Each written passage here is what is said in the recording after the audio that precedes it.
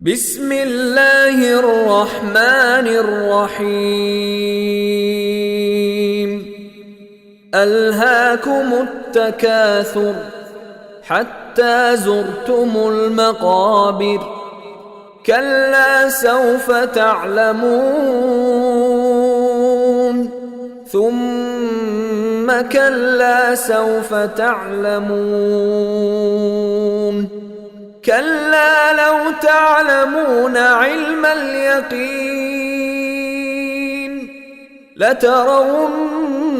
الجحيم ثم لترونها عين اليقين ثم لتسألن يومئذ عن النعيم